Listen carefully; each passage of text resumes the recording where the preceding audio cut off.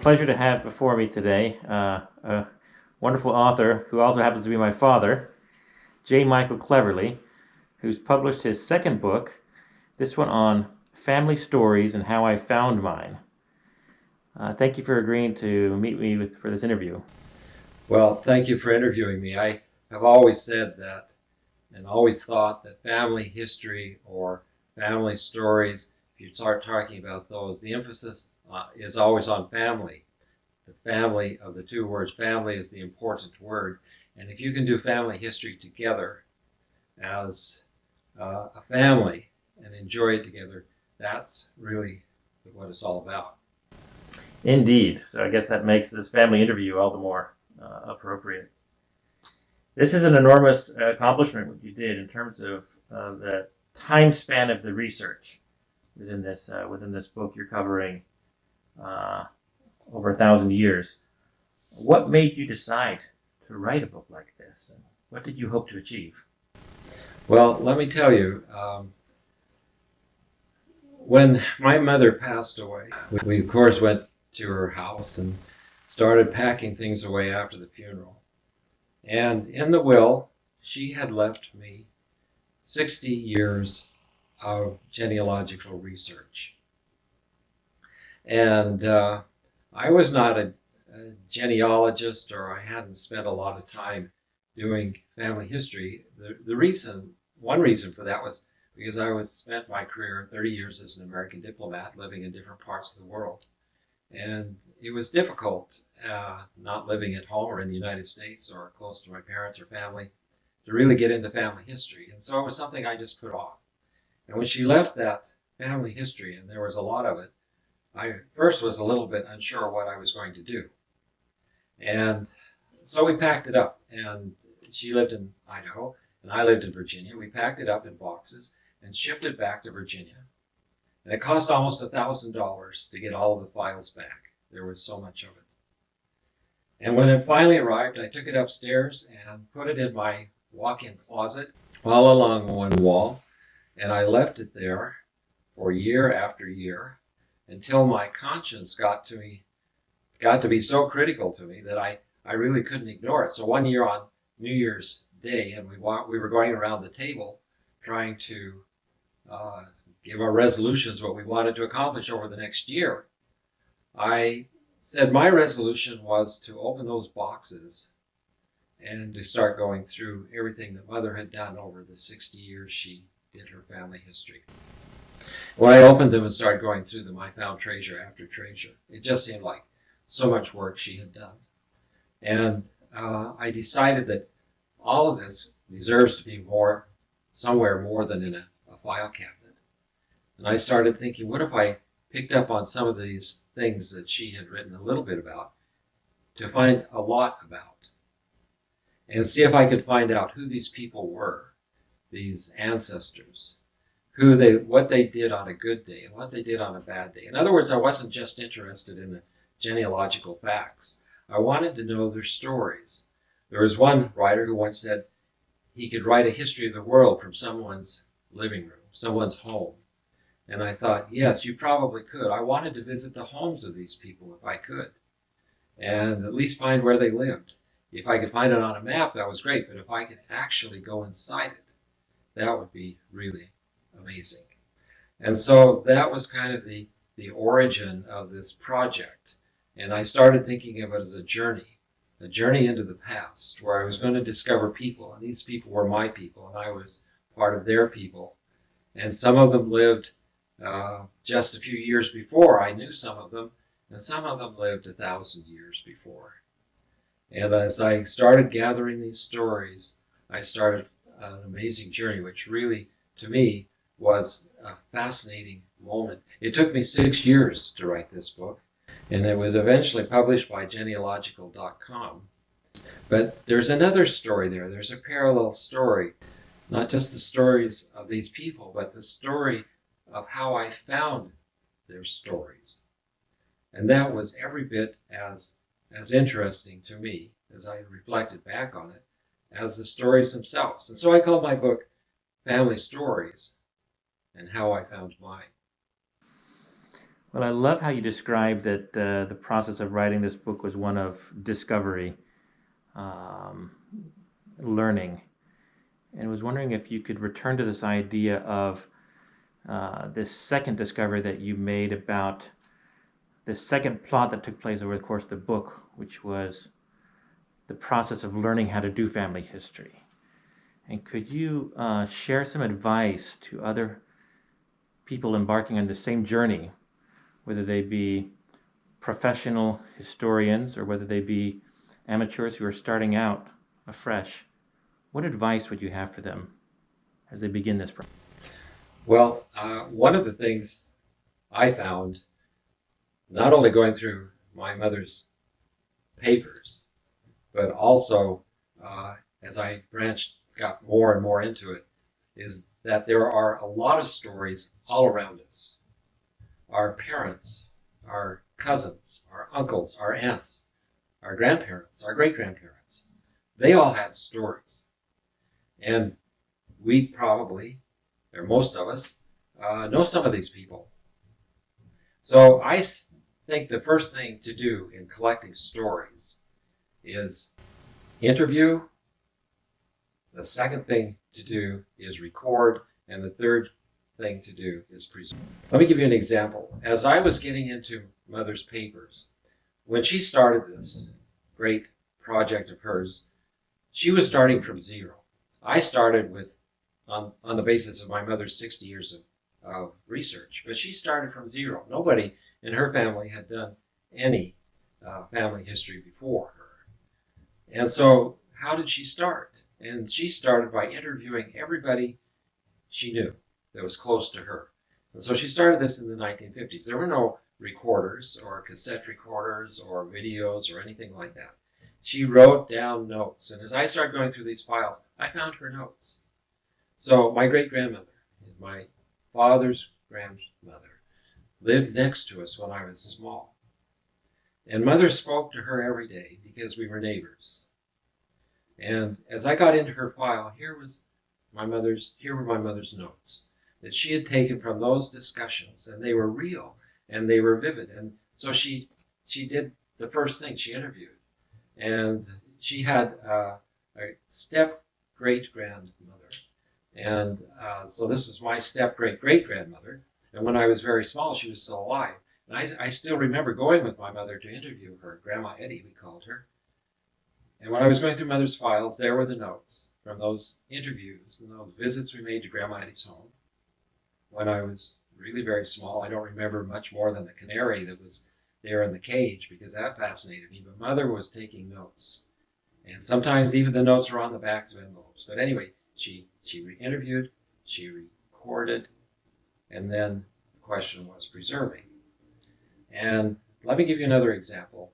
In the early 1980s, my family was visiting my wife's father, my father-in-law. He was from Finland, and he had been in World War II, and he had been in a prisoner of war camp even in Russia during the last stage of the war. And in the early 1980s, we were visiting there, and we took out a cassette recorder, and we sat down for a few days just talking to him with the cassettes running and recording everything he said. And it was really quite amazing to us to hear his stories because many of them we hadn't heard before, but not nearly as amazing as it was 30 years later when we put those cassette tapes to play and here he was talking in his own voice. He had been dead for many years. He'd passed away long before, but he was alive again for us. And we were listening to him. And we heard those stories and they meant so much more to us.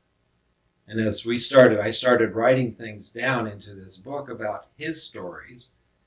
Those cassettes were invaluable. Now, the third part of this thing, preserve, is important to keep in mind because it's pretty hard, for example, today to find a cassette recorder.